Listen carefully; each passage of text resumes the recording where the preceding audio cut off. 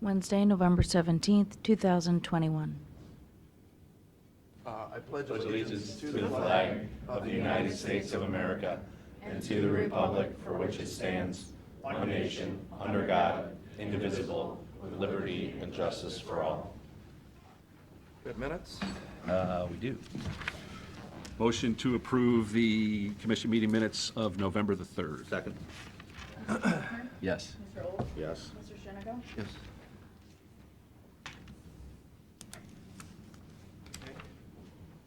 Or do we want to, Nate's do up you want to go first. Nate first, Nate? Sure. Go ahead.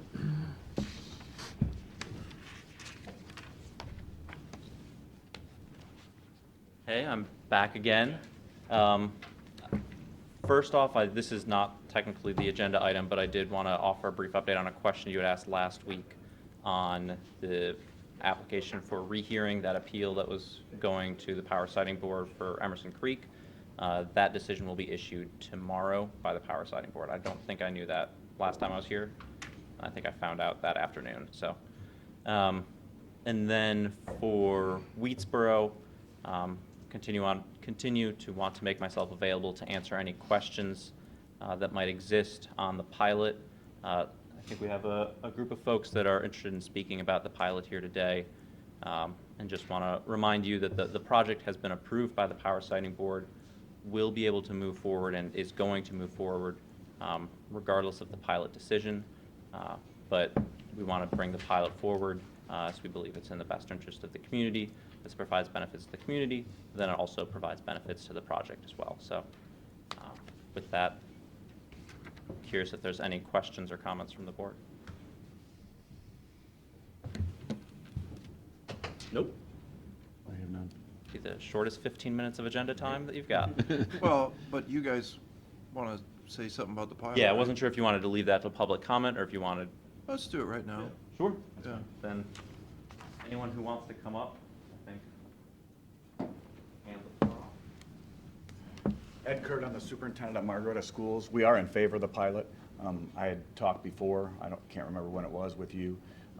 The pilot's an advantage to us because it goes outside the funding formula and it's locked in, and it's something that my treasurer and can look at our budget and it's locked in. That's a good thing. When it goes in the formula, it changes the state funding formula and can put more burden on local taxpayers, which isn't good for any of us, you or us. So that's why we're kind of in favor of the pilot and moving forward. You have anything to add? No, just What, ditto. what kind of money are we talking about The estimate was over 600,000 for us, per year? for us, For how long? 30. And what will that do for your schools?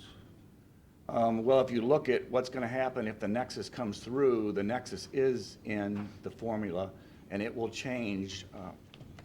It's a 3-year average, and when that average starts coming in, it'll start putting more burden on the local, which this money would help defray as that money starts going down.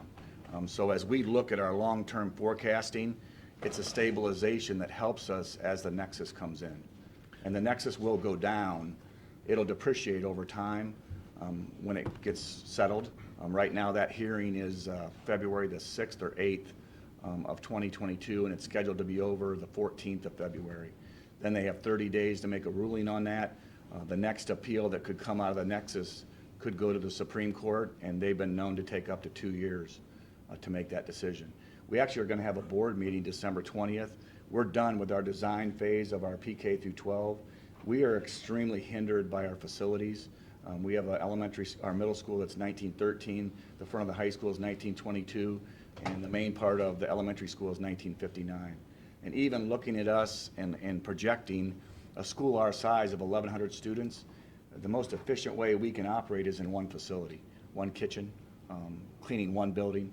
So those efficiencies for us to move long-term, and then even beyond that, the instruction and the ability to do technology, what we can do with STEM education, science, technology, engineering, arts, and mathematics, which is really STEAM education, we can blow that up. And if you look at what we want our kids to have as 21st century learners, it's hard to do it in a 1913 building. So we struggle. And the other thing is, we have some students right now in our high school that have handicap situations, physically handicapped. to get around our building, just to get around in a building that's a 1913 building really hinders. So my point to you is the stabilization of the pilot outside the funding formula is a great thing for our district. The nexus will count in that, and as that depreciates, to be able to put that in the formula and to forecast that with that stabilization and knowing you're going to have that amount of money over a 30-year period is a great thing for the district. So, for the record, and I think I understand it, but just so I maybe dumb this down, so when the Nexus money is how much money get, right now it's how much? Right now, it's estimated to be over 8 million to our district. They're short paying us 4 million. So they're short paying us 4 million. Over how long a period? That's year by year. 4 million? They're short paying us 4 million a year, every You're year. getting 4 million per year? Yes. So when you get the $4 million, that goes against the state Yes, money and here's that the you problem. Yes. They do the formula on the taxes that you're supposed to be getting. So they're saying that we're getting over $8 million a year, when really I'm getting 4 because they're short paying me. So when this starts hitting my 3-year average, they're gonna look at us like we're getting 8 million, and right now we're getting short paid 4 million. So you understand that problem. That's a huge problem for us. Isn't that a legislative fix to go to our Columbus folks and say, fix this? Our pipeline coalition, we have a pipeline coalition across the state of Ohio for both Nexus and Rover, of school district treasurers, and we've talked about that. But today, in law, it just takes the assessed value and the billed values. It doesn't take into consideration if there's an appeal or what they're actually paying versus what is in there. But understand that it's a 3-year average, and every year that Nexus is rolled in at the full value, our state foundation money from the Ohio Department of Ed will continue to drop each year. So you're getting shorted blank, how much every year? So I don't know yet, because we're in the middle of a whole new formula. they just changed the funding formula. They just changed all of the school funding formula, and we still don't know. We're supposed to have a report out in December on what that means for their changes that they put in. What year is this for, as far as Nexus doing their thing? Is this the first year, second year? or what are- Second tax collection year. Yeah. So as you can see the quandary we're in, and we have everybody in our community that we want to address our facilities, but we both live in the district, we want to continue to live in the district. We can't do anything until it gets locked in. So Right. until that's locked in, once it's locked in and the appeal's done, then that's the taxation. The only thing they can appeal beyond that is if there's additions or changes to the pipeline. But we can't throw the switch on doing the building until we know where they end up at. The first ruling was strongly in favor of the assessed value of 8. We don't know where this one's gonna go. And they will, if I understand this correctly, can they appeal this every year or once? Only the incremental change. So Change, if okay. they have improvements or additional items that are put into place and into service that year, they can only appeal the variance. So once we get this first year appeal behind us, obviously the biggest chunk of the value is, will be locked in. So does the state say, hypothetically, the state rules that it's $4 million, not the $8 million? Does that stick then through the appeal process? We don't know what that does to the formula, the funding formula, Yeah. because again, it's a 3-year rolling average, and we don't know if it settles at 4, if they're gonna go back and restate. Take the 8 for 1 Right. year or 2, Yes. yeah, I Right. got you, yeah. So what it's all kind of an unknown right now. All we know is that our state formula and our state funding is going to diminish. So the pilot was a perfect timing where we thought we A could stabilization. stabilize with the pilot money coming in and the state funding going down, we could still stabilize our total revenues. And I'm sure it's obvious to everybody here how easy it is to explain school funding. That I was a I was joke. gonna say, it seems pretty easy. Well, and the worst part for me is that normally, if there's complaints about the valuation, it's gonna stay in our backyard at our Board of Revision, which kind of chaps me a little bit because I'm on the board revision, which means we have no say over this. It just goes right over our head and goes to Columbus. See, And and the the nice schools thing don't is either. if we're patient, if the ruling does come back where the first ruling, whatever they owe back, they owe 5% plus penalty, whatever that is. Right. She can't invest money right now legally as a school and make 5% interest. So I know we've waited 52 years for a new school from the time we bought that land, the 100 acres on 101 behind our board office. If you've ever been to the ball fields in Castella, that field out there is where we would build the school. So if we're a little bit patient here and it comes through, even that 5% interest payback on 2 years of $4 million is significant. Yeah. So we're going to have the design done, that December 20th meeting, we're going to have it. I think BCSN may end up filming that board meeting, and we're actually going to put it on our Facebook and have it out. So we're going to have our design done, and then we're going to kind of put it away because we can't do anything until that appeal's done. What's the percentage that the state is going to pay for the new building? 38%. And did it, at one time when Jim Gunner was doing it for Perkins, did I hear it was like 70%? The No. state was chipping in? Not for Margaretta, it's never been that high. It depends, What was it? district by district. It's district by We've district. never been at 38%. That's the highest we've gotten. Here's the problem. If we would get into these averages where that changes us and they It affects that as well. we'll go way down. Yeah. That's what I Right was now, thinking. we just had a call, we're gonna go down 12%. They're gonna go to 26%. Yeah. So then the thing to us is the cost of construction's gone up. We don't wanna, we wanna stay locked in. As long as we're making progress, we stay locked in with OFCC, which is the state organization on the builds. At 38%? And that would mean about $15 million to the project. Significant, Yeah. significant amount of money. And that's why we are continuing to work on the construction documents and the design of the building so that we can show that forward progress to keep the 38% locked in. Because they reevaluate their share, our share, every year. You change on the ranking of when they think you're going to get the money. So, we get ranked against all the other schools. If schools pass bond levies, they get moved up in the ranking. On top of being ranked on when they think that they would get to, from a budgeting perspective, to our school funding, the percentage share changes every year as well. So they look at your total revenue stream at your district and look at your socioeconomic status and determine that percentage. 38% is the highest, since we've been talking about new buildings, that is the highest percentage that Margaretta has ever had. Every school is different. Sandusky City Schools could be 80% share, I don't know. But the fact that we got it locked in and we're moving forward, we're able to hold on to that 32%. Because we already know if we would have applied this year, it would be already down to 26% with just the few years of Nexus in there. And just so all three commissioners know, when they originally came out with the Nexus proposal, they estimated Margaretta Schools would see $6.3 million. Anywhere between that and where it actually came back in the eights, we're in good shape to move forward. Our board has set aside certain percentages for the general fund, certain amount for the building. And so if we get anywhere between the 6.3 and the 8.7, which is where it started, we'll be in good shape. But that problem gets resolved.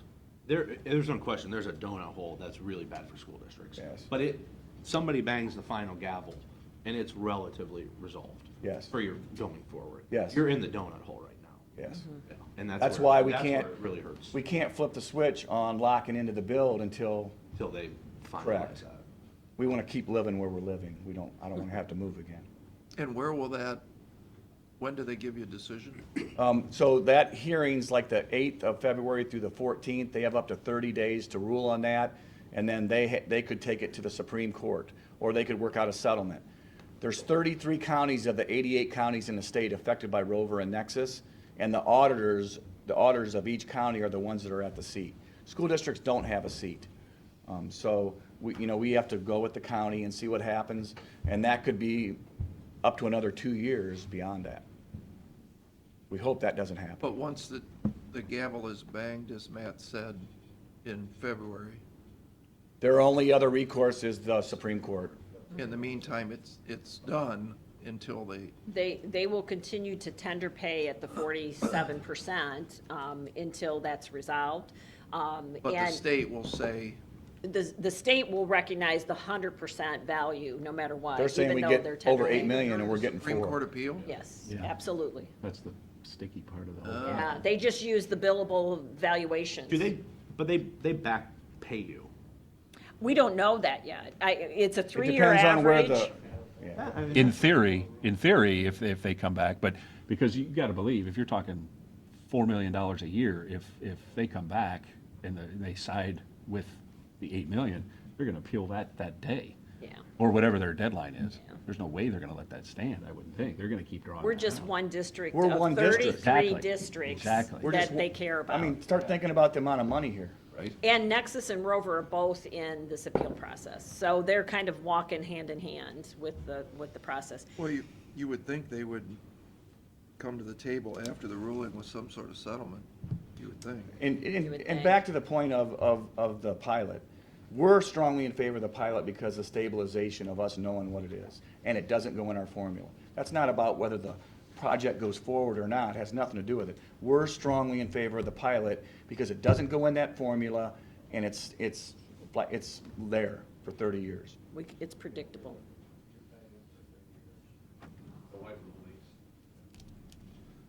Any other Anybody questions? else want to say anything?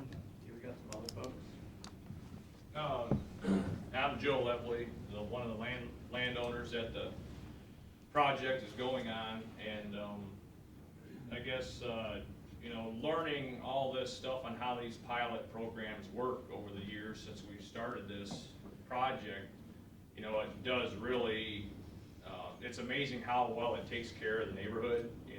To me, it's straightforward, cut and dry, and it works out the best for these guys. I mean, and the township and, protects that. And with talking with Nate and Apex more, I think it's really neat on how they added getting the workers to work this thing and put it together. That's also included in the pilot. A lot of that work has to come from the state of Ohio and Erie County too.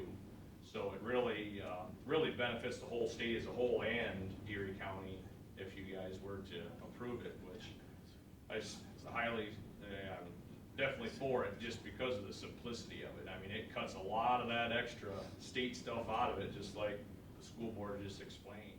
So to me, I mean, I hope you guys definitely keep the Erie County in your best interest, obviously, and help the citizens out, residents out the best you can. So, thank you. Thank you.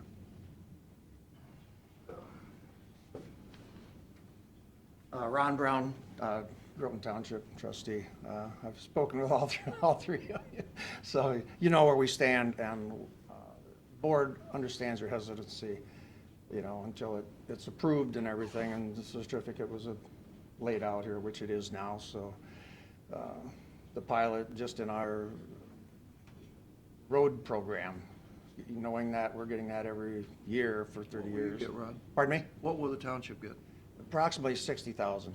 a year? Yep. And just that, as a small township, that means something, and we can distribute that and for all the residents' benefit. So just trying to work it into the whole township's budget so we can be efficient. So we would like to see the pilot also from the trustees' end of it in Groton Township. Okay, Thanks. all right, no problem. Thank Thanks you. for coming, Ron. Dennis, did you have I'm sorry, go ahead. Jeff Bone, I'm one of the property owners in the project too. One thing that needs to be considered here is Apex is coming in here and building this structure, and they're really not coming to the county to have to spend money, the county themselves, to make upgrades to roads, to utilities, or anything else, like a lot of other businesses do when they want to move into your area.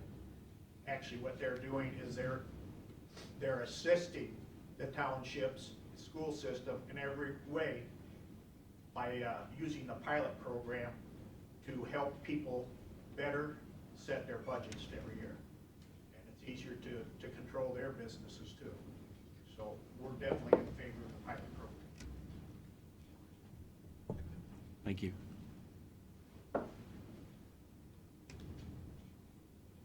Did you want to say anything, Dennis, or No.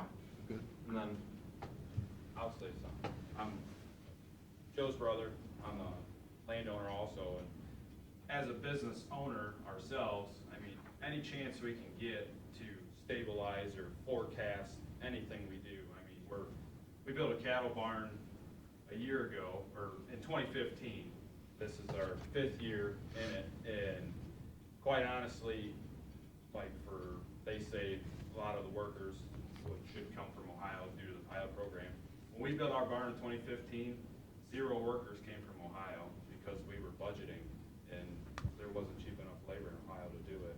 Because out west, they build these mega facilities, and they're set up to do that. So, I mean, it's all part of the program to benefit this area, and just on a business standpoint, from all the different entities, when you can forecast anything, that's huge. So, and in doing that, it takes the burdens off those everyday citizens. So we just can't understand it. It's a no-brainer for us. So it's a huge deal. Appreciate if you guys would consider it. Thanks. Thank you. Okay. If I could add just a few things here at the back end as well, just to kind of recap the benefits that the pilot provides. It provides that 80% Ohio domiciled with the preference for Erie County contractors that we added. It provides the guarantee that we'll have a road use and maintenance agreement. It guarantees that flat revenue that everyone's been talking about, as well as the avoidance of that appeal process and the potential risks that are associated with that, as we're seeing right now with the pipelines.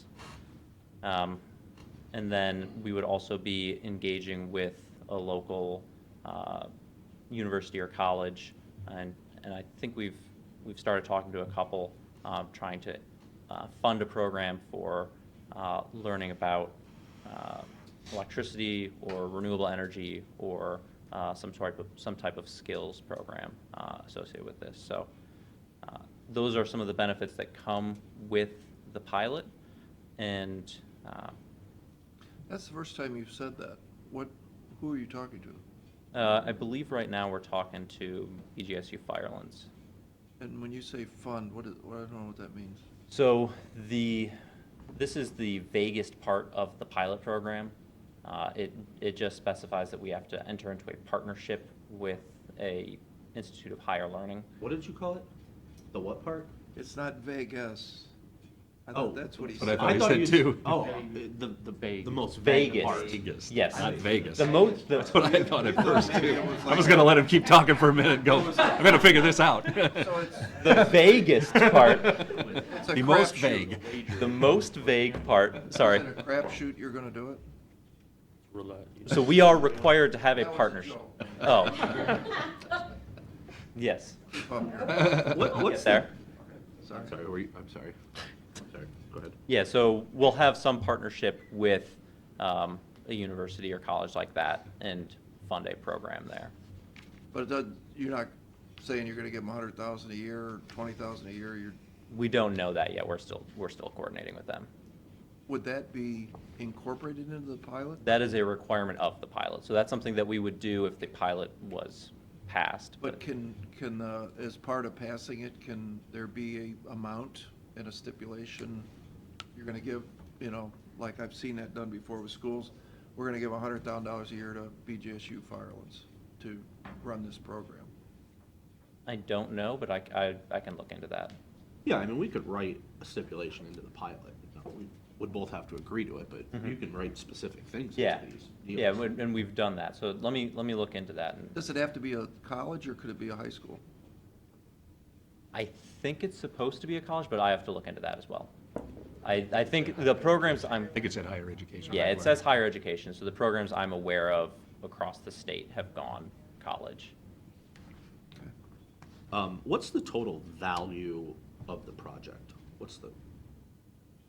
How much is it worth? I mean, the tangible, how much is it gonna cost to buy all the panels and put them up, and what will the property valuation be?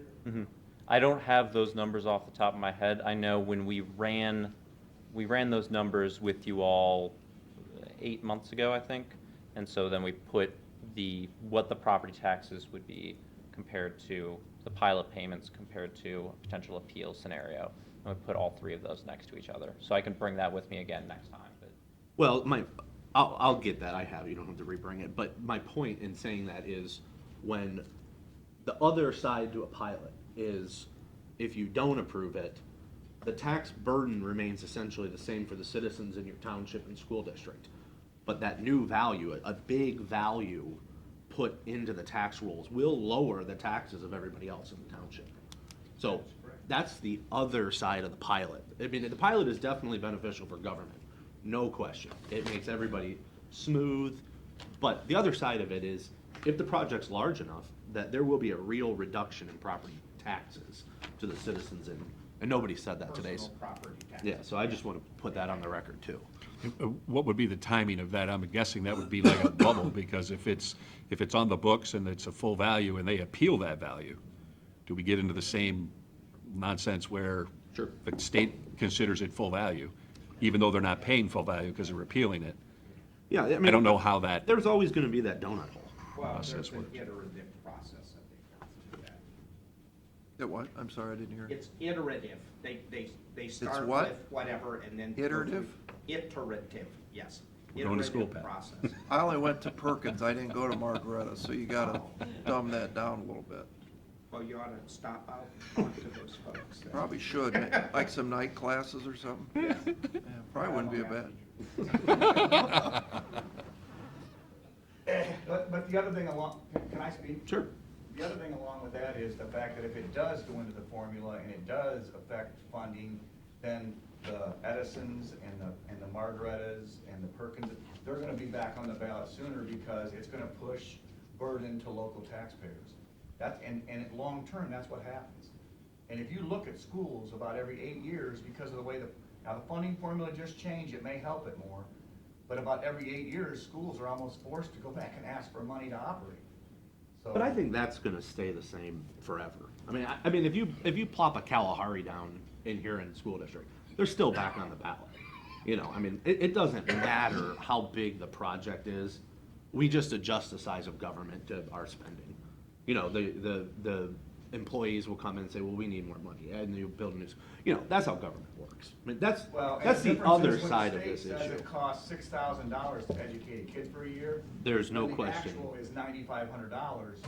There is no question. That's the problem. That is a real problem for school districts that townships don't face, and county government doesn't. And the sad thing is, then it gets pushed back on local to fix the problem if you want to keep your schools where you want to keep your schools. You know, Which our future is, I mean, it's my field, I'm passionate about it, but our future is our kids. you know. But Matt, I didn't understand, you understand this better than I, if, what you're saying, if you don't do the pilot and the project comes in at, you know, $100 million, the tax on that $100 million probably is more money, right, than what the pilot would bring in. Isn't that what your figures show? yeah, for the first, I think it was like 10 Blankety-blank. years. Yeah, blankety blank years. Assuming they never reevaluate the property value, which Yeah. they of course do. But That assumes a flatline property value. right, but what Steve's point is that if that's the way it goes, these folks are gonna say, no, the project isn't worth that much money, it's worth half of that, and we'll be right back in the soup as we are with Nexus? Is that? No, Nexus is a little bit different, but yes, I mean, everybody does that no matter what. I mean, that's why we have a board of revision or a tax commissioner. What, Be back in a catch-22 situation if you don't have the pilot, if they want to appeal it because you didn't pay it. But I mean, with all due respect, everybody, I mean, not everybody, but we have appeals all the time of tax valuations of all sorts of things, and the schools send their lawyers to fight it. I mean, that's just how it works. But it was my understanding that the pilot would not allow appeals. That's true. going forward. That's true. Yeah. There's no question from the Again, it's locking schools, it in. from the school's perspective, the pilot is a beautiful thing. No, Even from the taxpayer's No perspective. question. Because they can't appeal that $100 million value example. and during the donut hole, that's accurate. Yeah, I agree. No question. And once this project gets going and up and operating, your valuations aren't gonna change overnight. Well, I mean, there will be a different value once there's stuff on the property, once it's no longer in CAUV, once it's, I mean, whatever whatever the value of the stuff on the property is. I mean, those solar panels have a value.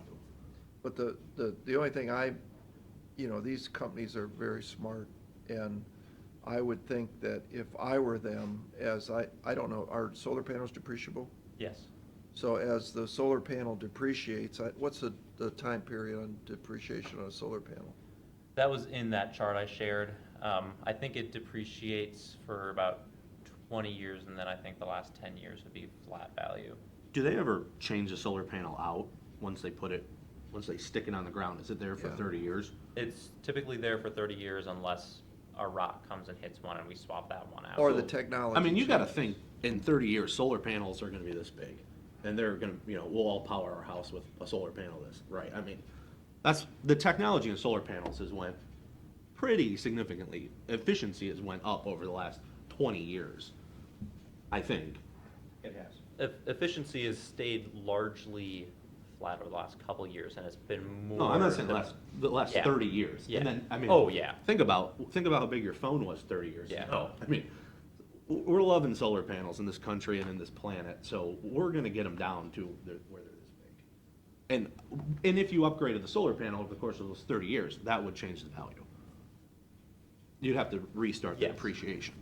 It's not like an apartment building that's gonna sit there and depreciate. I mean, it will depreciate for time, and then there'll be upgrades, and then it'll get revalued, just like all the property in Erie County does every So three the to way 6 years. our financial models work, I would not anticipate that we would be swapping the panels out I agree. anytime soon. Yeah, and as of today, that's probably true, but once they come around with these super awesome panels, you say, hey, we want these. That would be a consideration, I think, probably 20, 30 years down the road, but that would be at the end of this life cycle that we're already talking about, that 30 years. I think that would be a strict math question as to physics. Yeah. And the way electricity moves and how big it needs to be to gather what you need. And then if the technology substantially changes, then you may have, but I think it's got to change on the back end first before you worry about Yeah, the actual because stuff. the cost for a solar facility it's an upfront capital expenditure. And so, unlike a lot of other power plants, there are not significant operating expenditures because fuel is free. And so it is we are paying for it up front, and then we're going to continue operating it. And so choosing 25 years down the road to make another upfront expenditure depends on those returns over the last 25 years. And so I would not anticipate, based on what we've seen and what we've modeled for these projects as well as wind projects, would not anticipate making that decision sooner than 25, 30 years down And the road. you may or you may not. I mean, that's the reality, we don't know. But, yes, everything's in flux. There's a great story, and then there's reality, which we don't know what it is. But this is a property valuation, just like we would do on any other piece of property in Erie County. I mean, now, there is the option of a pilot, which is different than a lot of other properties in Erie County, and that's what we're talking about. But there is another side. I just want to say for the record, there is another side to the pilot story. And the pilot is definitely better for the government. I will say that all day long. Okay, anybody else? Okay, thank you. Hank? Thank you. Thanks, Nate. Thanks. Just a couple issues for the board. We had our gas tax number post for November, and that was about 328,000, which with that puts us right at what our year-to-date budget should be. So we will finish the year around 3.7 million on gas tax revenues this year. So that's good news. Zero. The second item is the sales tax number also posted for November, which this represents our August sales. So again, we didn't exactly eclipse the $2 million mark, but we were really close. $1.947 million came in in sales tax dollars, compared to 1.667 in 2019. So, I mean, we're still, compared to that to 19, that's 17% high. So Did you ever figure out, is it the different chicken restaurants on 250, you think is where that's coming from? I think since a lot of it's carry out and people Yeah, getting the drinks and the to sweet go. tea, me included, I mean, I'm definitely contributing to that number. I think that's where it might be. No then. doubt about it. No doubt about it. Yeah, it does seem that way to me, too. So, we'll probably finish around 18.9 million on our sales tax dollars for 2021. That's a lot of chicken strips. That's incredible. Which, again, that's gonna be about 2.7 more than 19's. But you still saw this morning, Home Depot's been on a tear since 2020. Lowe's has been on Lowe's a is tear. double, yeah. Yep. Hot tubs. I mean, all of that, I don't think it's the chicken, I think it's the. I think it's the stuff. I think it's the stuff. Man, I was only kidding about the chicken. Oh, but I mean, it's FYI. amazing, but when you look at these corporate profits, I mean, people are still buying a ton of, even retail in malls. Yep. But the question begs, It won't go up forever. in little Erie County, where is all the cash coming from? We obviously are importing customers from far away.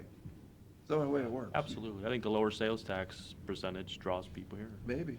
And I still think, again, I've been part of that, sports world where you travel and go to these tournaments, and that draw of bringing people to sports force, the indoor and outdoor.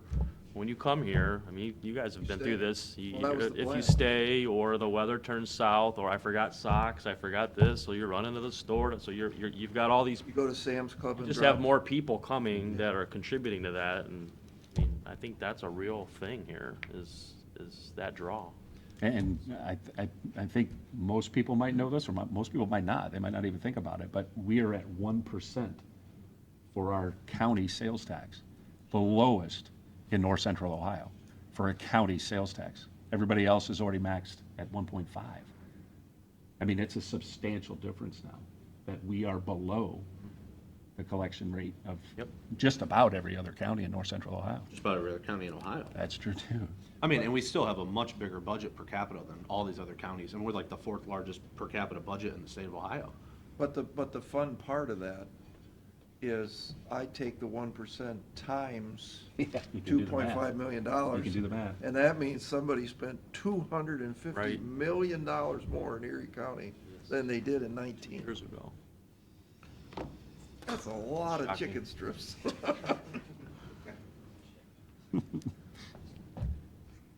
Crazy. It is. Can't make this up. Nope. And as part of that, as we've talked about these increases in the sales tax dollars, one item I have for your consideration today is a resolution to consider doing a one-time bonus by December 10th of $2,400 for full-time employees, and then we'll prorate it for part-time employees. Permanent part-time employees. Correct. Yes, for permanent part-time employees. So that's gonna be for your consideration.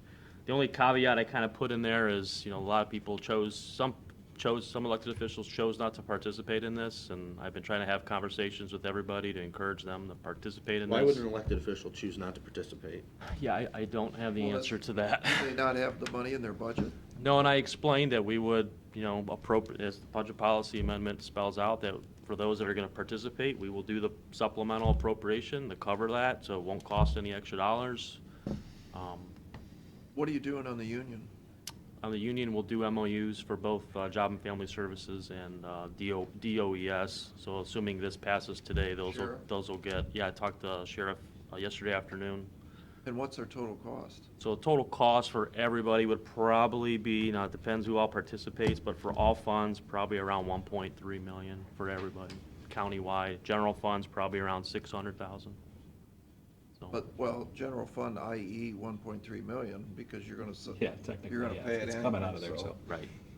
But to your point, Pat, and to your thinking about making it a $2,000 bonus so that somebody gets a check and sees the 2,000, which is why the actual number is gonna be closer to 2,400, 2,400.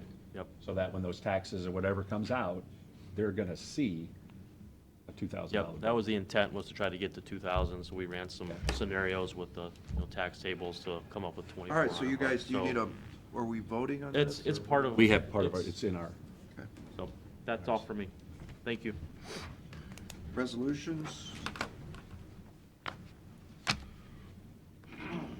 move for adoption resolution of Board of Commissioners for the purpose of entering into an agreement with the County Commissioners of Lucas County and the Lucas County Coroner. Second. Mr. Schaffner? Yes. Mr. Old? Yes. Mr. Shenega? Move for adoption resolution of Board of Commissioners for the purpose of releasing any liens or claims of liens against property now or formerly owned by Charles D. Corso, Senior Trustee. Second. Mr. Schaffner? Yes. Mr. Old? Yes. Mr. Shenega? Move for adoption resolution of Board of Commissioners for the purpose of releasing any liens or claims of liens against property now or formerly owned by Charles D. Corso, Senior. Second. Mr. Schaffner? Yes. Mr. Old? Yes. Mr. Shenega? Yes. Move for adoption of resolution of Board of Commissioners for the purpose of releasing any liens or claims of liens against property now or formerly owned by Heidi Zavela. Second. Mr. Schaffner? Yes. Mr. Old? Yes. Mr. Shenega? Move for adoption resolution of Board of Commissioners for the purpose of releasing any liens or claims of liens against property now or formerly owned by Russell Whitmer and Noreen Whitmer. Second. Mr. Schaffner? Yes. Mr. Old? Yes. Mr. Shenega? Move for adoption resolution of Board of Commissioners for the purpose of releasing any liens or claims of liens against property now or formerly owned by Michael L. and Christy L. Hermes. Second. Mr. Schaffner? Yes. Mr. Old? Yes. Mr. Shenega? And I'll note that these are for installment payments for water taps and sewer taps, is what these are dealing with. Move for adoption resolution, Board of Commissioners, for the purpose of releasing any liens or claims of liens against property now or formerly owned by David M. Kelly and Gwendolyn K. Kelly. Second. Mr. Schaffner? Yes. Mr. Old? Yes. Mr. Shenega? Yes. Move for adoption resolution, the Board of Commissioners, for the purpose of amending the 2021 budgetary policies and guidelines. Second. Mr. Schaffner? Yes. Mr. Old? Yes. Mr. Shenega? Yes. And I do have a resolution before us now in regards to the opioid settlement terms. I don't know if we want to briefly talk about what we're doing here, or? Gary, do you want to? Yeah, that particular one is on a new portion of the One Ohio agreement, the MOU we entered into. And that is a settlement with, I think it's pronounced Janssen. They own Johnson & Johnson. So they've reached a settlement agreement with the Attorney General's office and so forth on behalf of all the political subdivisions in the state. And so that resolution is to authorize Hank to sign the paperwork and so forth, entering into that. A lot of the dollar amounts are dependent on how many political subdivisions enter into the agreement and how that gets split up. Tentatively, that one looks like a somewhere between $250,000 and $400,000 payment to the county. One time? Not 100% clear. Pretty soon. I would And- say it depends on how often or how quickly everyone else passes their resolutions, enters into the settlement agreement, and then who else in the settlement agreement. But we're only talking 7 counties, right? In this one. This is the small baby one. This isn't the regional, this is. The regional, yeah, I'm sorry. Statewide. We're in the region of the One Ohio part, but this is. Oh, what's the regional one then? I thought we were settling that too. I thought you were telling me that. That's not this one. Different process, different, yeah. Oh, it's a different, okay. Yeah, those negotiate, that committee is getting put together, and we did vote to put the commissioner as temporary head of that committee, I believe from Medina County. I think. And so that's still in the works. They've hired some outside attorneys they're gonna pay to help put that together. The state has. Doesn't come out of our money, I don't think. So this particular one is related to a relatively recent settlement with Johnson & Johnson. It does not affect at all our participation in the national multi-district litigation. It doesn't go against that. That is still, big pending case nationwide. This is separate. This is just under the One Ohio MOU that we're in. So, and I haven't talked to you about this. Can we park these monies as they start to come into a separate drug fund? We could do whatever we want. Because I think isn't there, there's very There's limited strings things that to what you Yeah. can use oh, them yeah, on. Opioid remediation and so Yeah. forth. You can't just Relatively dump- broad, and you can pay back some past expenses. Yeah, I would Which is where I'm recommend- going. I would absolutely recommend we do something to get it in a separate pot for those items. And maybe a different pot for each piece that's coming in from the Potentially, yeah, different. I Yeah. wouldn't, Just to be I wouldn't safe. use it for operating, so. Yep. Okay. All right, with that, then I move for adoption resolution to accept the material terms of the One Ohio subdivision settlement pursuant to the One Ohio Memorandum of Understanding and consistent with the terms of the July 21st, 21 National Opioid Settlement Agreement. Second. Mr. Schaffner? Yes, Mr. Old? Yes. Mr. Shennigo? Yes. that's it. Do we have any public comment today from anyone here in the audience? Tomorrow, on Thursday, 3:30, you'll hear the result of the request for reconsideration for the Emerson Creek wind farm decision. So that'll be 3:30. You'll be able to watch it on YouTube if you want to go to the Ohio Power Siting Board. You'll be able to see that real-time discussion. Normally, they're very short. You'll get the results at 3:30 tomorrow. 3:30 tomorrow, YouTube, Ohio Power Siting Board. Yep. Okay, thank you. Anyone else? With that, do we have a motion to go into executive session? Or did you have Gary something? I'd like to talk to you. I guess I can be part of the public. Do you want to do that now? Yes. Okay, my bad.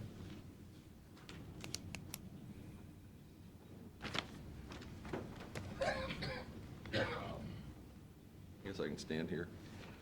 We provided, well, before I even start, what we're talking about is there's a pending application for a tax abatement on a project out on 250 by Sandusky Mall that everyone's aware of. The first thing I wanted to say is that I have recommended to Mr. Shenigo that he recuse himself from any participation in anything to do with this. We don't believe that he has an actual conflict of interest, but I think in an abundance of caution, there could be certainly an appearance of impropriety, which is also to be avoided. And so on the basis of that, we have recommended to Mr. Shenigo again that he recuse himself from participating in any discussions, certainly not votes, that he just divorce himself from participating in consideration of this tax abatement application from this point forward. And we think everybody will understand that. Again, we don't think it's a direct conflict, but he does own some property in that area. And so we think that's, again, abundance of caution, avoiding any appearance of impropriety. We think that's the best move. We did provide a memorandum to the board regarding the abatement process we were asked to look at. If any of you, I hope maybe you've had a chance to read it, and I won't go into a ton of detail about it because you can obviously read it. But we did find, and I thank Jason Hinders and anyone who hasn't met Jason or familiar, Jason's recently added to our staff. As many of you would know, Jason used to be in my position for several years for the county, and he's been a huge help on his very brief return. He can hit the ground running, which is really a perfect fit for us at this point. Didn't require a lot of training, and will certainly help the burdens at the civil division of the prosecutor's office. So we welcome Jason back. Jason really did certainly the great bulk of work on this research and so forth to put this together, because it's fairly complicated. I just want to hit a couple of the highlights. There was a question originally, or someone raised a question about whether the enterprise zone qualified under some provisions of 570963D, which requires that it be a new a new enterprise that's applying for this, that it's not for something that's an ongoing situation. So we did look at that. I put in here, there's one caveat, as there is a reference to affiliates of the applicant enterprise in the statutes. Sandy Acres LLC operates in Ohio, and the new entity, though, is Sandy Cross LLC. It does not operate in the state. That's the entity that intends to establish operations in the enterprise zone. So we don't think that in and of itself is an impediment, though that's a somewhat complicated issue in that there's affiliated companies that obviously operate Sandusky Mall. The next items that we looked at were really the procedural issues in how this process took place. We are not legal counsel to the regional planning, which heads a lot of this stuff, but they're always welcome to consult with us, and representing the commissioners, we're certainly able to work with them. But most of this process went through without really participation from our office, which is not particularly unusual, but that is the case that happened here. So what was determined is that there's some procedural missteps that were made in this process. That's our opinion on it. The first thing we ran into was there's a negotiating committee that was set up under the resolution, which was the enterprise zone resolution that the Board of Commissioners passed. It's an old one from 1989, but that's what's in effect. And that did require a certain number of people to be on a negotiating committee that negotiate with the enterprises on the tax abatement situation. From the information we've received, it's supposed to be briefly, the county administrator, director of planning and development, superintendent of the Erie County Schools, which is now North Point Education Center, and 2 representatives from the affected school board, in this case that's Perkins, 2 representatives from the affected political subdivision, in this case Perkins Township, and 1 representative from the joint vocational school, which would be EHOVE. The requirements in the resolution are that there is unanimous approval of the proposed enterprise zone agreement by the negotiating committee. And what information that we have is there was a meeting on this October 1st of this year, but the information we have is the county administrator, who's part of that committee, was not at that meeting. Also, apparently not at that meeting was the superintendent of Erie County Schools, North Point, or the representative of EHOVE. Were not at that meeting. And it doesn't say a unanimous vote of those present. It's a unanimous vote of all of those people. The committee. All of them. Is the committee, does it have to have a quorum to meet, or no? Is it like a formal thing? I don't think that it's that formal, but the resolution requires unanimous approval from the board, whether they were at the meeting or not. So again, we were not advised that the people that were not present reviewed the proposed enterprise zone agreement itself and approved that agreement. And based on that, there's not the unanimous approval that's required to submit it to the Board of County Commissioners. Our understanding is also from people present at the meeting, at the negotiating committee, there were a lot of questions, and that the members were not in full agreement, even the people that were there. So we recommend the commissioners require the negotiating committee to provide a written certification that all members of the negotiating committee are in agreement to the terms and conditions of the proposed enterprise zone agreement. At this point, we don't have that. It could be, we don't know that fact. And again, that's one of the first steps that should be followed. The next issue that came up was, again, information that we received from regional planning. The proposed enterprise zone agreement, the actual agreement itself, because it probably may not have been done, has not been submitted to the Board of Education of the Perkins Local School District at the time they were notified of this application process. Again, there's requirements that we list in the memorandum about when it must be done. at least 45 days, excluding Saturday, Sunday, and holidays, before the commissioners could take action. The Board of Education must approve or deny it at least 14 days before the date the commissioners plan to take action. So the Board of Commissioners may approve the agreement anytime after the Board of Education certifies its resolution approving agreement to the Board of County Commissioners, or the Board of Education can also approve the agreement conditionally, and then at any time after the conditions are agreed to by the Board of Education and the Board of County Commissioners.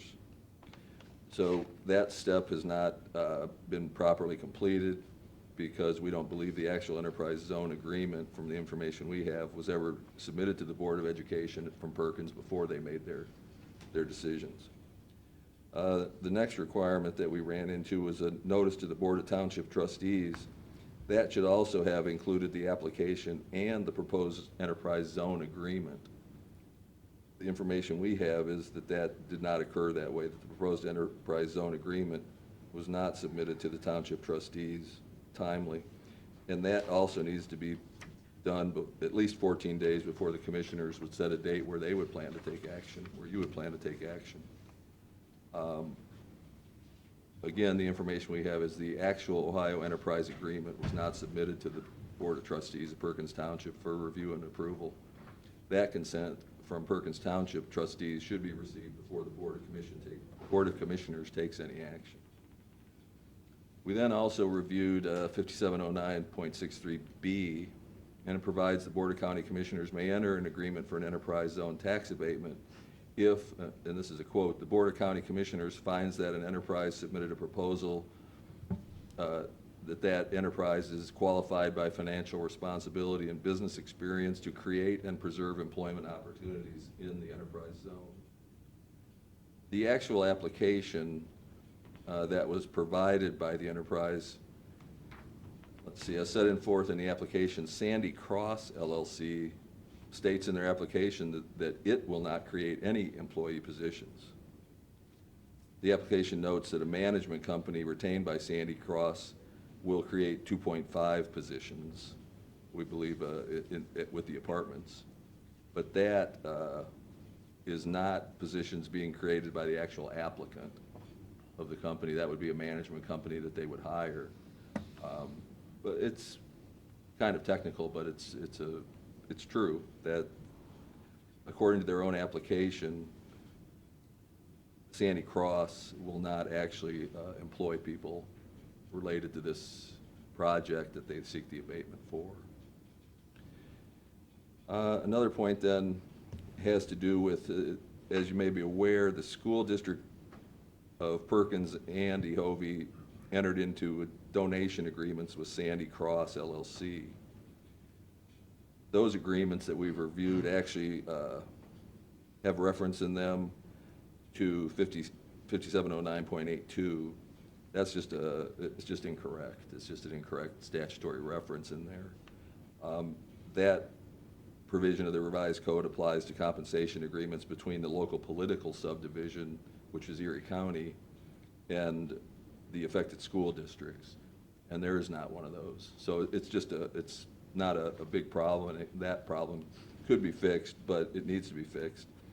We don't think it's a fatal error, but the statutory citation is incorrect, and the agreements, these are basically pilots, they should enter into revised pilots with Sandy Cross that don't have the reference to the wrong statute in there. One of the questions that has come up that we've heard in the past, I'm not sure it was even from the commissioners, but there's a reference in one of the statutes about compensating the joint vocational district at a similar or same rate and terms as the agreement that was made with the local school district, being Perkins. That's not correct. Ehovie is not limited to the percentage of funds received by Perkins School District. Ehovie is permitted to negotiate for any amount that it chooses on behalf of Ehovie. The reference and where there was perhaps a misunderstanding was that if there were an agreement between the Board of Commissioners and Perkins Board of Education for the commissioners to compensate the school for the loss of funds from a tax abatement, then that would kick in that provision about compensating EHOVE at the same rate and under the same terms received by the local school district. So that's not applicable to their pilot agreements with the enterprise itself. So there was a little misunderstanding of the statutory requirement there. That's what came up, and I believe ended up with, I believe we got calculations from the auditor's office that would have required a 6% of what goes to Perkins, and I believe they negotiated 100,000, and that would have left EHOVE with 6,000 on that basis. But again, there was a misunderstanding as to what the correct statutory section was that provided to this pilot between the enterprise and the school boards versus a situation where the commissioners would take on providing extra money to the schools to make up for the lost tax revenue. So that's just another technical situation that would also need to be properly done. Based on several things, based on all of these things really, and very importantly, the negotiating committee that by our county resolution is required to perform certain functions and come to an agreement on the situation before it is then recommended to the county commissioners, that process did not go as required. And that's really the beginning of the thing. So our recommendation is that this basically be a reset, that everybody kind of start from the beginning doing all the procedures correctly. Again, we're not legal counsel to regional planning, but on behalf of the commissioners, we'd be more than happy to work with regional planning to provide them with what we believe they need to do and then the committee needs to do and so forth to get all this stuff, basically get all the ducks in a row and cover these technical requirements because this is not an uncontroversial decision to be made by the commissioners eventually. So we just think everybody needs to have everything right, that there's not technical problems involved in the process that could then be attacked later on. It's just a much better position to have everything done correctly. When it eventually gets to the Board of Commissioners, then you'll make your decisions based on the merits as you see them, and it's not open to attack for technical deficiencies in the process itself. So that is why our recommendation would be that the process start over and do everything right from the beginning.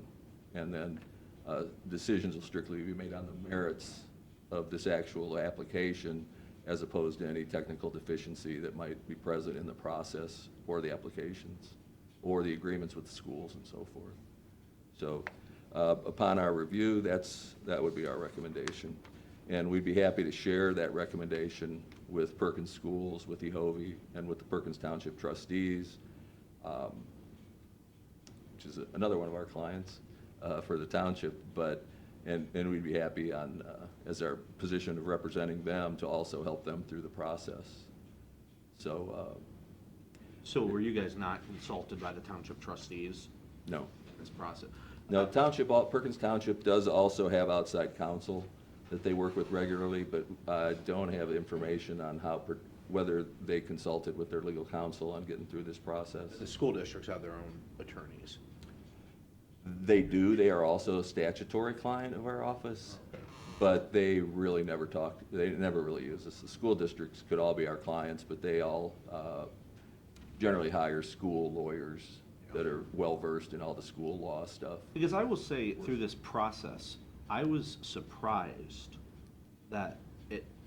I was surprised the day I found out the school district voted in the town. I mean, it just seemed like a very rushed process that I did not feel informed.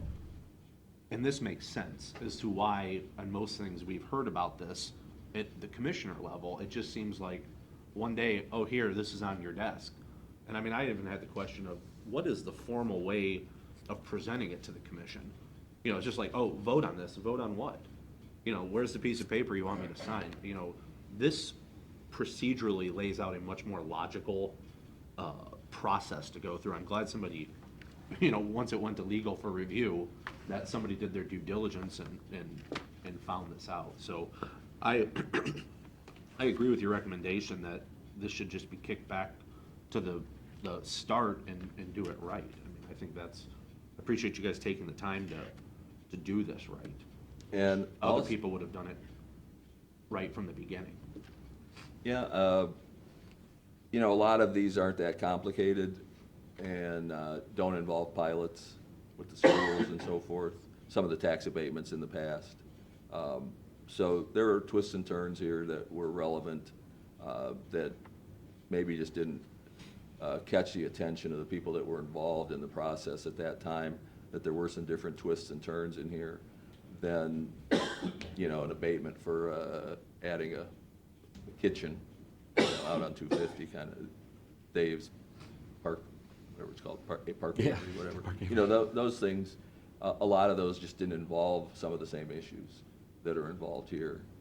And also, thanks to Jason, he did prepare enterprise zone abatement process direction, step-by-step on this, that we can also share with our other clients. And in consultation on behalf of the Board of Commissioners with Regional Planning, we'd be happy to work with everybody on that, on making sure it goes through the steps again, so there's no procedural hiccups in the situation. And when it does become presented to the Board of Commissioners, the only thing to be decided is the merits that you want to look at, as opposed to is there a technical glitch here or there in the process. So that's our intention with doing this, is not really to short circuit a process that we know people are interested in, but to make sure that the process, again, doesn't have any glitches in it that leave it open to attack for reasons other than the merits. And another thing you may want to talk with some of your statutory clients about is that when there is an abatement, it does not, it's not a net neutral or nothing to the township or the school district. They do lose money on their inside millage over that period of time. Correct. They only view it, when they talk about it, and they've explained it to me, well, this doesn't cost the school district anything. It really does. It really does cost the township something when you look at their inside millage. I don't know if they don't understand that, but they'll all look me straight in the eye and say, has no impact on our finances. But it does, long-term. And they're essentially pushing, when you do this, you're pushing that cost onto all the citizens within your school district or township. I don't think they have a firm grasp on that. Yeah, they may not have really looked at all those aspects to it. It would be pretty difficult, I believe Perkins, for example, school district was agreeing to take $100,000. I'm not a math teacher that was here before, but I don't think that comes close to the amount that Perkins will lose in tax revenue compared to this not having a tax abatement. Yeah. I just don't think those numbers are similar. But again, that's not my expertise in taxes, but the way I look at it, from my understanding of it, is that's not probably an equivalent amount of what they'd be losing by the tax abatement.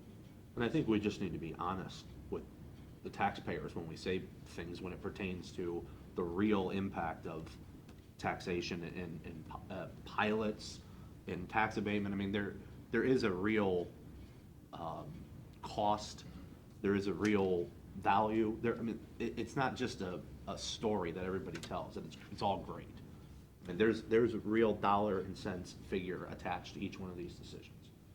And there are policy decisions that are the purview of the Board of Commissioners that are not legal issues, but policy issues. There's arguments being made about this project as vis-a-vis the mall property itself and so forth. Those are policy decisions to be considered by the board, and that should also be considered by the trustees, school board, and so forth, on the big picture. Because a tax abatement like this is not a just one issue, just not one critical thing. It impacts a lot of other things also, from the mall to lots of other issues. That's the purview of the elected officials from the township, school board, and the county commission to look at in their big picture evaluation of this. Again, we want this to be in a situation where the commissioners are in a position of reviewing the merits, in their opinion, of how this affects Erie County. And again, just to make sure there's no technical glitches in the process itself, which would open any decision to attack later on by someone who perhaps was opposed one way or the other to whatever decision the Board of Commissioners ends up making. So. I appreciate it. I don't have any other. I very much appreciate what you did, Gary, and Jason, welcome, and thank you for helping, because this was an eye-opener for me when you start reading through, and I agree with you completely, Gary, that we don't need to be involved in the Ohio Revised Code, and does it meet this checkbox, does it do this? We need to be able to just have that discussion, as Matt mentioned, with these folks and talk specifically about the merits of the case. Don't, and know that whatever it is presented to us, these things have been checked and these have been taken care of. So for that, that's a wonderful thing. Now, the thing that popped in when I was reading this, is Pandora sitting in the hallway in a box right now about to get kicked into this room because of what we're doing with this, over things that have happened in the past or didn't happen in the past? That's the first thing that popped into my head, because I don't remember, and again, I wasn't involved in the true government sense past 3 years ago, but I certainly don't remember having this type of discussion for anything since I've been here, and I don't recall anything happening like this in the past, as far as the committee and signing off and having all that. That's my only. There are some additional technical, we could call them questions, but a lot of it that is other issues is there has not been, to this time, a written in stone or on paper policy with regard to tax abatements as general policy decisions, again, in the purview of the Board of Commissioners. What's Erie County's policy on who gets tax abatements? What enterprises are eligible to participate in this benefit, really a huge benefit that can make a difference to projects, certainly. But the issue has come up that residential properties, which this is a zone commercial area, but an apartment complex is a residential situation. And there would be policy decisions that need to be made by the board on whether that's an area that you want to consider tax abatements on. Again, the basis, if you go back and you look at the '89 resolution, and yeah, it's whatever that is, 32 years old now. But there was a time, and I don't think it was that long ago, maybe 20 years ago, where even commercial establishments, enterprises for retail stores and so forth would never be considered for tax abatements. It was all considered for industrial development, because at that time, there were still hopes, maybe unfounded hopes, that a car company was going to come in here and put another big factory in. The emphasis back then was on manufacturing, which was the history of Erie County, and what Erie County really wanted to do in terms of development was industrial stuff that provided those kind of big-time jobs and so forth. And so certainly until fairly recently, tax abatements wouldn't have been considered for anything that wasn't an industrial development.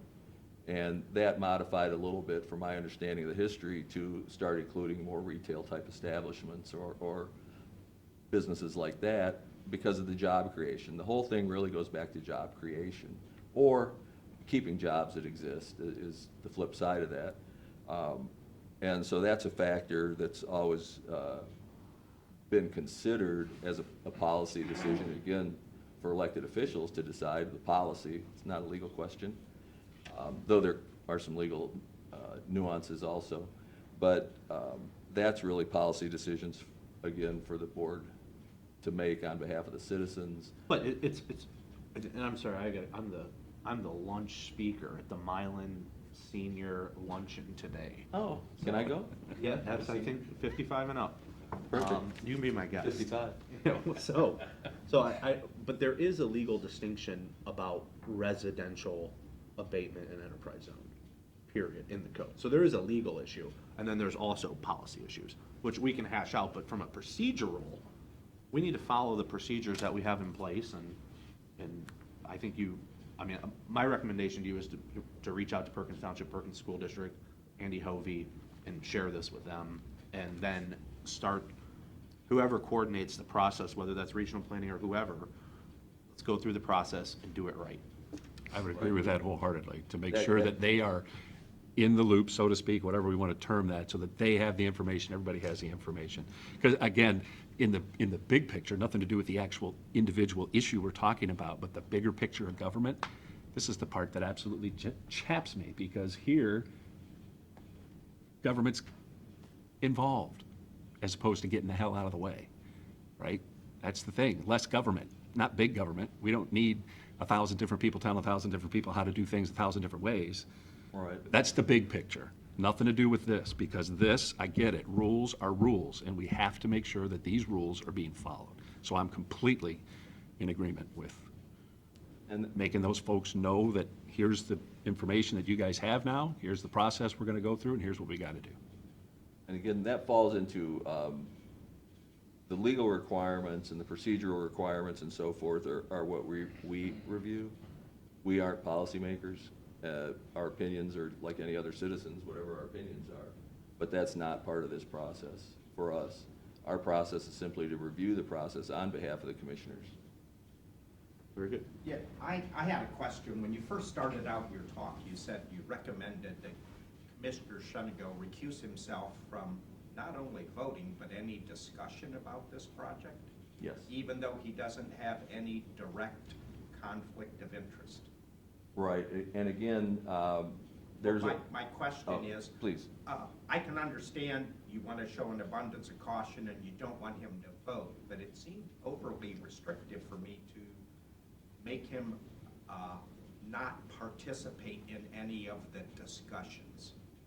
Well, the reason for that is it's basically an ethical consideration, and we reviewed lots of opinions and have consulted with the Ohio Ethics Commission. Okay. And while there isn't, again, necessarily a direct problem for Mr. Shenigo, appearance of impropriety is enough to raise this issue.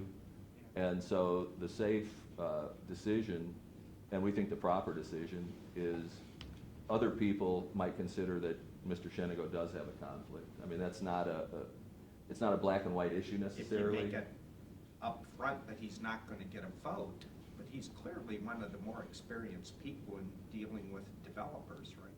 Correct.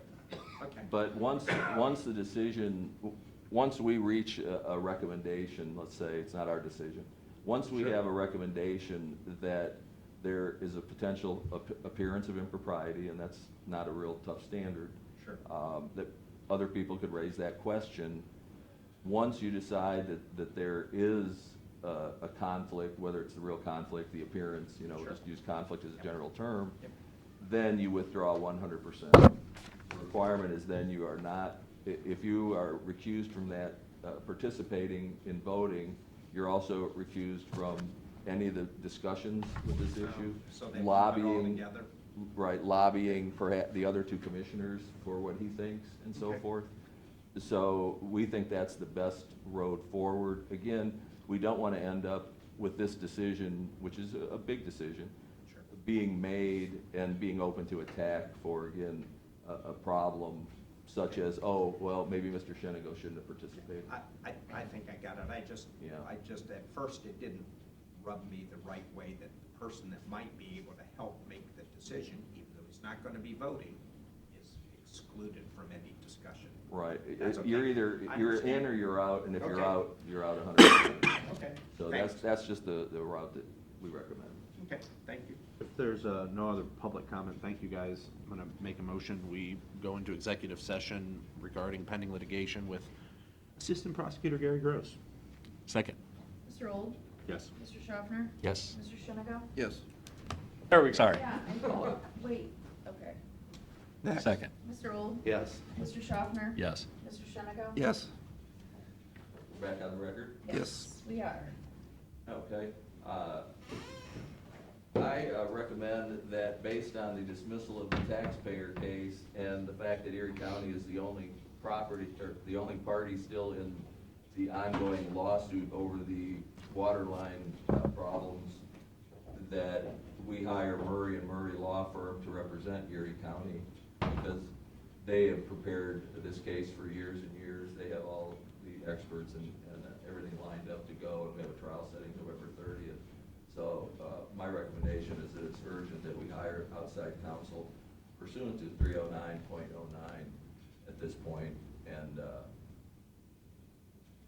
enable Murray & Murray to file appearance today on behalf of the county and keep the trial requirements going.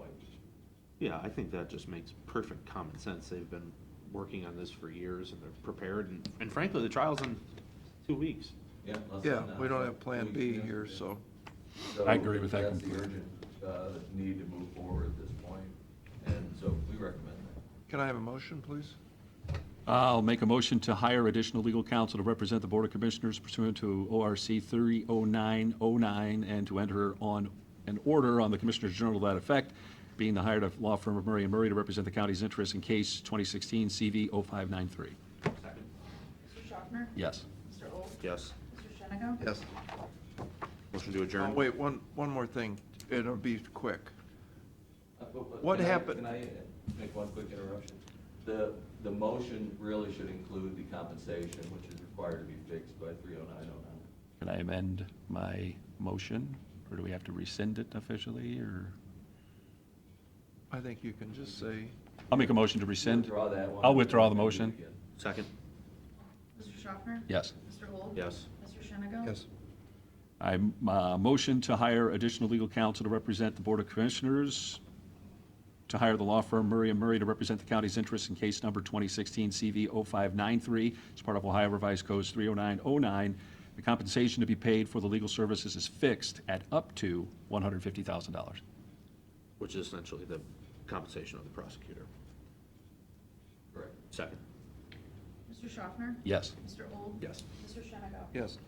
And then what I was gonna say, with this, Mr. Bellamy, we asked, this is now the third time I've asked the county engineer to explain what we're gonna do with this guy and some other folks.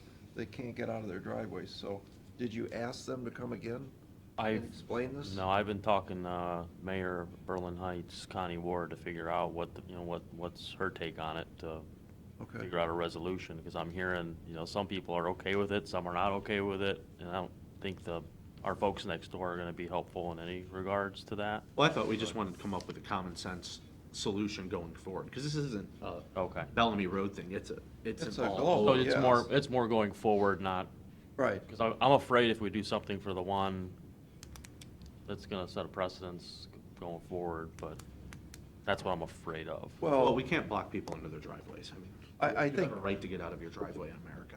yeah, that's the point here, and But- maybe but- this is a legal thing. Gary and Jason can look at this, Okay. because the question becomes, are you going to the right of way or not? Period. All right, with that said, Second. Mr. Old? Yes. Mr. Schaffner? Yes. Mr. Shennigo? yes.